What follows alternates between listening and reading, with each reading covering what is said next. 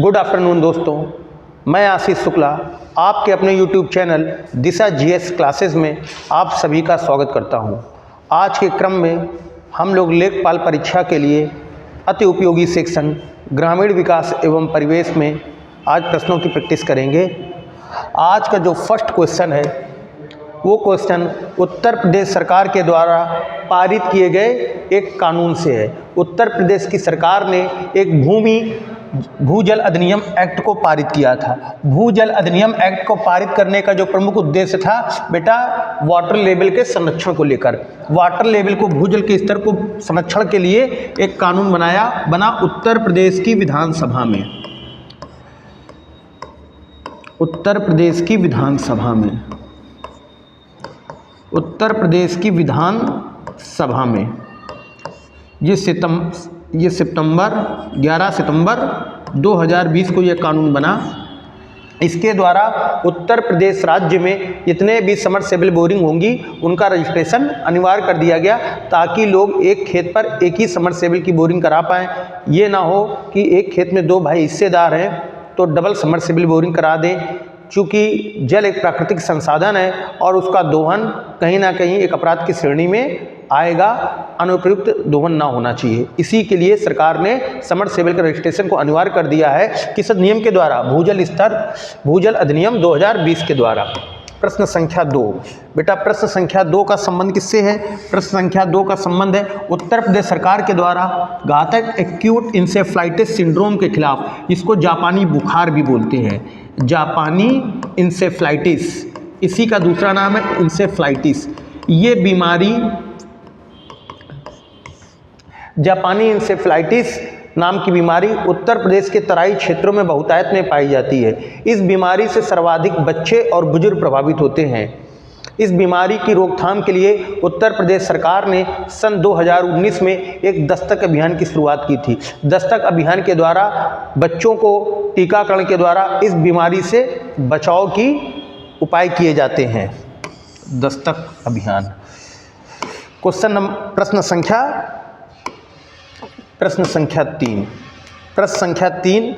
संख्या 3 कहता, केंद्रीय जल शक्ति मंत्रालय के द्वारा उत्तर प्रदेश के किस शहर में पुरानी सूखी नदी की खुदाई शुरू की गई? जल शक्ति मंत्रालय ने एक सर्वे के द्वारा ये देखा कि प्रयागराज जिले में एक नदी थी प्राचीन काल में जो गंगा और यमुना को जोड़ने का काम करती थी। इसकी लंबाई 45 किलोमीटर लंबी और 4 किलोमीटर चौड़ी नदी थी। इस नदी को किस जिले में खोजा गया है? तो इस नदी को खोजा गया है प्रयागराज जिले में। बहुत तेजी से हम लोग प्रैक्टिस करेंगे। प्रयास रहेगा कि 20 मिनट में हम 25 क्वेश्चनों की प्रैक्टिस कर लें। उत्तर प्रदेश की राजधानी लखनऊ की साक्षरता दर क्या है? क्योंकि उत्तर प्रदेश की राजधानी लखनऊ है, यहाँ सर्वाधिक साक्षरता दर है। यहाँ का प्रतिशत गौतम बुद्ध नगर की जो साक्षरता दर है 84%, यहाँ का 84% है और गौतम बुद्ध नगर का 80%। तो गौतम बुद्ध नगर से भी इसकी साक्षरता लिटरेसी रेट अधिक है। उत्तर प्रदेश की राजधानी होने के कारण ये प्रश्न पूर्व में भी 2015 लेखपाल परीक्षा में पूछा जा चुका है, अतः ये क्वेश्चन मोस्ट इंपॉर्टेंट क्वेश्चन है। क्वेश्चन नंबर 5, उत्तर प्रदेश में वह कौन सा एकमात्र क्षेत्र है जहाँ तांबा पाया जाता है? उत्तर प्रदेश के ललितपुर जिला, उत्तर प्रदेश के दक्षिणी बुंदेलखंड के पठार क्षेत्र में ललितपुर उत्तर प्रदेश का ऐसा क्षेत्र है जहाँ पर यूरेनियम के और तांबे के भंडार पाए जाते हैं। तांबा का भंडार उत्तर प्रदेश के केवल एक राज्य ललितपुर में पाया जाता है। ललितपुर उत्तर प्रदेश का एकमात्र ऐसा राज्य है जो मध्य प्रदेश से 3 ओर से घिरा है।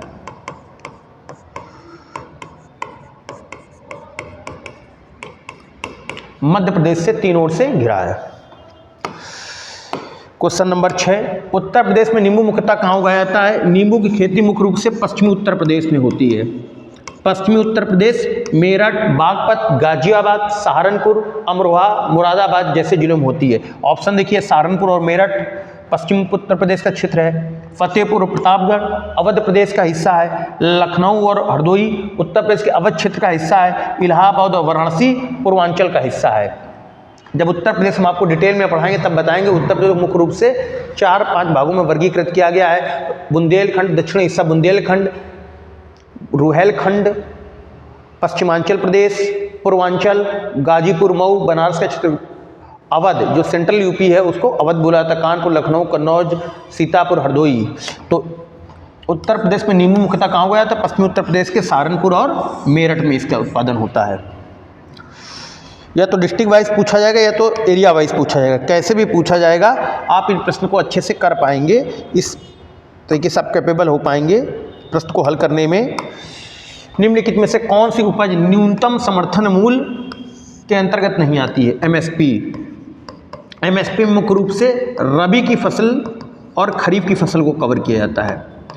रबी की फसल के अंतर्गत बेटा गेहूं, रबी फसल के अंतर्गत सरसों, गेहूं, चना, मटर आता है, आलू आता है, जबकि खरीफ फसल के अंतर्गत धान, कपास, मोटा अनाज बोले तो मक्का, बाजरा, पटसन, गन्ना को शामिल किया जाता है। धान और गन्ना उत्तर प्रदेश के तराई क्षेत्र की प्रमुख फसलें हैं। उत्तर प्रदेश की प्रमुख नकदी फसल कौन सी है? उत्तर प्रदेश की मुख्य नकदी फसल बेटा गन्ना है। क्वेश्चन नंबर, अगले क्वेश्चन में आइए। तो कौन सी उपज न्यूनतम समर्थन मूल्य के अंतर्गत नहीं आती है? तो कौन सी न्यूनतम समर्थन मूल्य के अंतर्गत नहीं आती है? तो इसका जो आंसर है वो होगा बेटा सब्जी और फल। सब्जी और फल न्यूनतम समर्थन मूल्य के अंतर्गत नहीं आती है। तंबाकू, कोपरा और पटसन, इन सभी के समर्थन मूल्य कृषि मूल्य आयोग के द्वारा निर्धारित किए जाते हैं। कृषि मूल्य आयोग अगर पूछे एमएसपी का निर्धारण कौन करता है? तो एमएसपी का निर्धारण कृषि मूल्य आयोग करता है।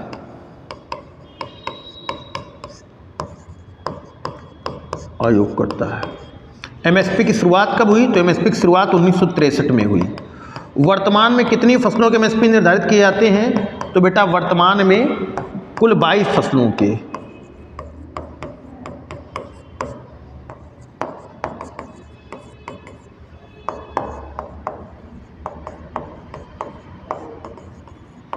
कुल 22 फसलों के एमएसपी निर्धारित किए जाते हैं।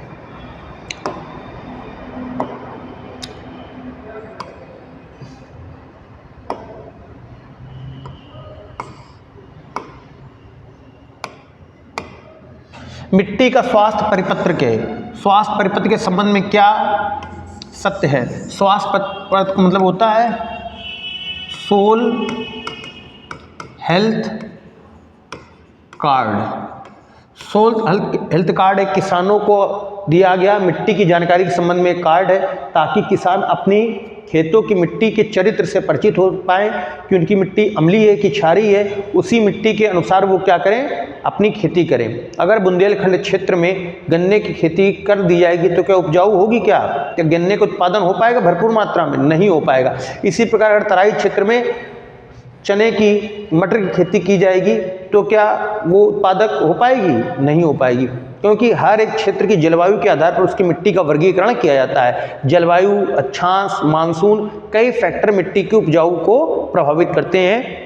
मिट्टी अम्लीय है कि क्षारीय है, इस सबके तत्वों का निर्धारण किसके द्वारा किया जाता है? वैज्ञानिक विधि है सोल हेल्थ कार्ड के द्वारा, पीएच स्केल के द्वारा डिसाइड किया जाता है। अगर मिट्टी का पीएच मान 7 से अधिक है तो मिट्टी क्षारीय होगी, मिट्टी का पीएच मान 7 से कम है तो मिट्टी अम्लीय होगी।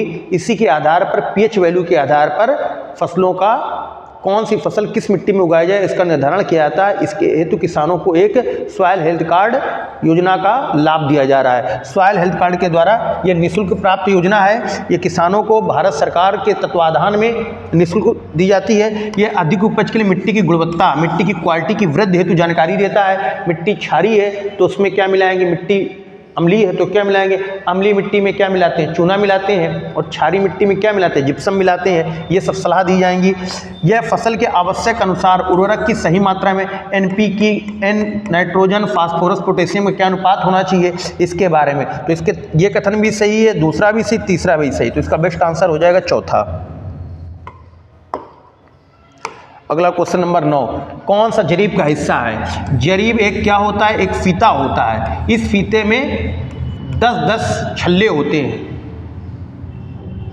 10 छल्ले के बाद एक गट्टा होता है। इस गट्टे में इस साइड में 10 छल्ले, इस साइड में 10 छल्ले।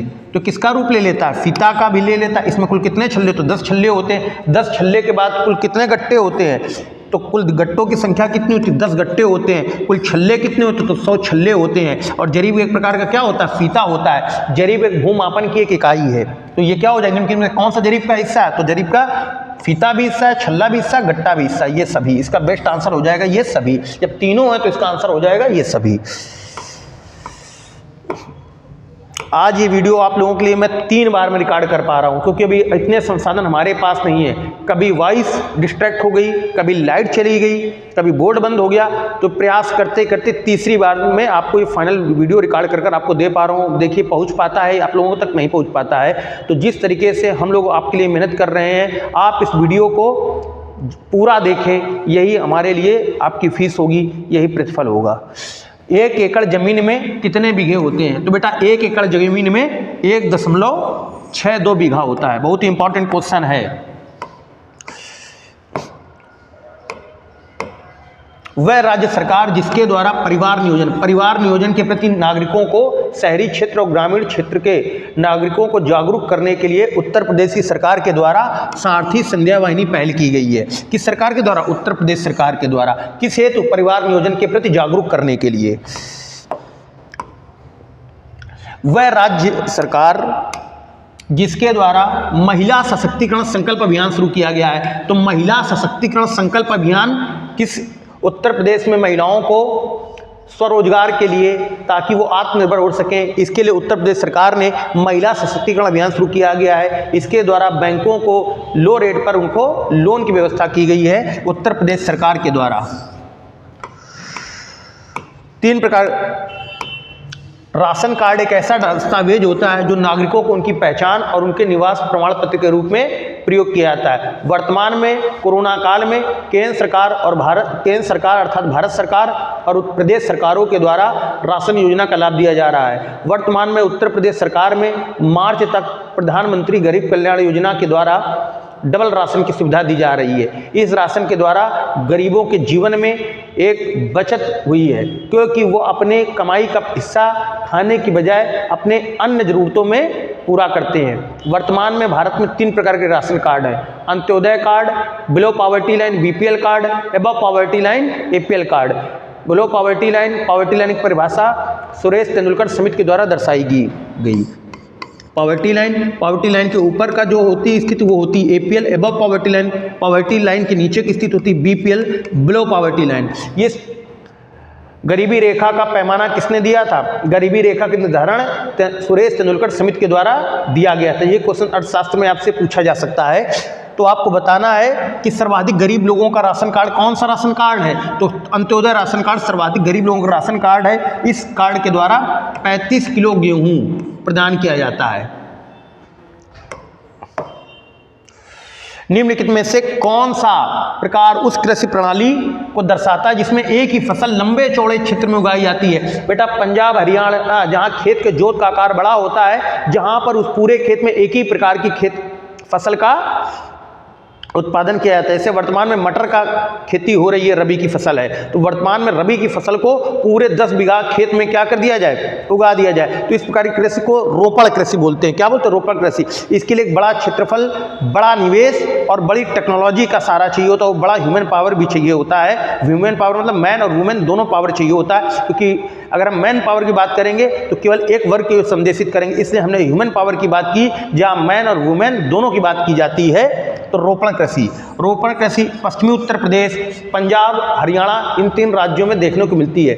लेकिन पूर्वांचल, मध्य उत्तर प्रदेश, जहाँ पर खेतों के रकबे छोटे हैं, वहाँ पर इस प्रकार की कृषि करना संभव नहीं है। निम्नलिखित में से कौन सी रबी की फसल है? तो ऐसी फसल जिसको नवंबर में बोया जाता है और मार्च बोया कब जाता है? नवंबर में। और इसकी कटाई कब होती है? कटाई होती है मार्च अप्रैल में।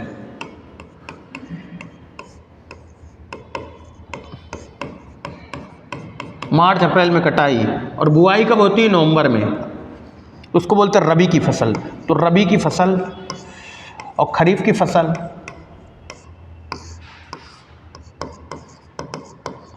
बुआई कटाई, बुआई, बहुत ही इंपॉर्टेंट बातें हैं, इनको आप नोट कर लीजिए। बुआई होती है अक्टूबर नवंबर में, कटाई मार्च लास्ट या अप्रैल फर्स्ट में, मार्च अप्रैल। बुआई खरीफ की बुआई जून जुलाई, कटाई अक्टूबर नवंबर, अक्टूबर नवंबर। रबी की फसल के अंतर्गत आता है गेहूं, चना, मटर, सरसों। खरीफ की फसल के अंतर्गत आता है धान, मोटा अनाज,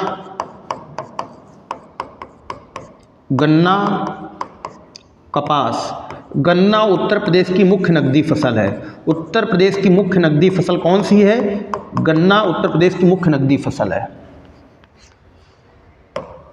क्वेश्चन नंबर 16, उत्तर प्रदेश के तराई क्षेत्र में मुख्य रूप से उगाई जाने वाली सुगंधित चावल की किस्म कौन सी है? उत्तर प्रदेश के तराई क्षेत्रों में बेटा जो चावल की जो सुगंधित फसल उगाई जाती है उसका नाम है काला नमक। काला नमक को सिद्धार्थनगर जिले का वन डिस्ट्रिक्ट, सिद्धार्थनगर जिले के नगर को वन डिस्ट्रिक्ट वन प्रोडक्ट का दर्जा भी दिया गया है। ये सुगंधित फसल है। सिद्धार्थनगर के अलावा ये तराई क्षेत्र के अन्य 7 जिलों में भी चावल की इस किस्म का उत्पादन किया जाता है। तराई क्षेत्रों में मुख्य रूप से बेटा चावल और गन्ने की खेती की जाती है। अगला क्वेश्चन 17 नंबर, उत्तर प्रदेश के किस शहर में लकड़ी से बने तालवाद ढोलक बनाने की 300 यूनिटें इकाई हैं? एक शब्द में कहें ढोलक बनाने के लिए उत्तर प्रदेश का कौन सा जिला फेमस है? तो अमरोहा जिला फेमस है। कौन सा जिला फेमस है बेटा? अमरोहा जिला ढोलक उद्योग के लिए फेमस है। ढोलक एक वाद्य यंत्र होता है, ढोलक एक वाद्य यंत्र होता है।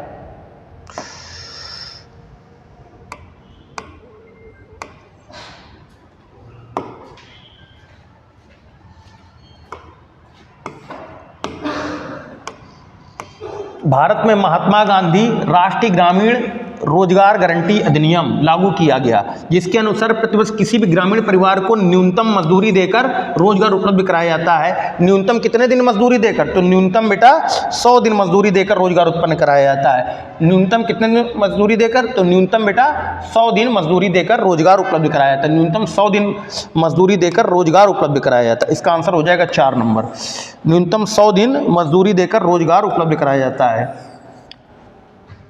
मनरेगा की शुरुआत नरेगा के नाम से हुई थी। नरेगा के लिए 7 सितंबर 2005 को संसद में कानून पारित कराया गया।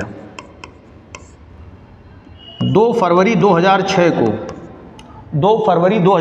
को इसको उत्तर प्रदेश के भारत के 200 जिलों में लागू किया गया। भारत के 200 जिलों में भारत के 200 जिलों में लागू किया गया। अंतोगत्वा 2008 में इसे उत्तर प्रदेश के 593 जिलों में लागू कर दिया गया। वर्तमान में योजना 593 जिलों में लागू है। कितने जिलों में लागू है? 593 जिलों में इस योजना को लागू है। 2 अक्टूबर 2009 को इस योजना को महात्मा गांधी के नाम पर महात्मा गांधी राष्ट्रीय ग्रामीण रोजगार गारंटी अधिनियम नाम कर दिया गया। नरेगा को मनरेगा नाम में परिवर्तित कर दिया गया। तो क्वेश्चन पूछेगा महात्मा गांधी योजना रोजगार गारंटी ग्रामीण अधिनियम संसद में कब पारित हुआ? तो 2005 में। लागू कब हुआ? 2006 में। तारीख कितनी थी? 2 फरवरी 2006। नरेगा का नाम मनरेगा कब पड़ा? 2 अक्टूबर 2009 को। शुरुआत में कितने जिलों में इसको लागू किया गया था?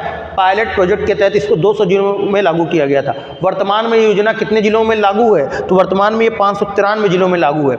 इसको लागू करने वाली नोडल विभाग का नाम क्या है? इसको लागू करने वाले नोडल विभाग का नाम ग्रामीण विकास मंत्रालय है। वर्तमान में ग्रामीण विकास मंत्री कौन है? वर्तमान में ग्रामीण विकास मंत्री श्री नरेंद्र सिंह तोमर हैं। क्वेश्चन नंबर 19 बहुत ही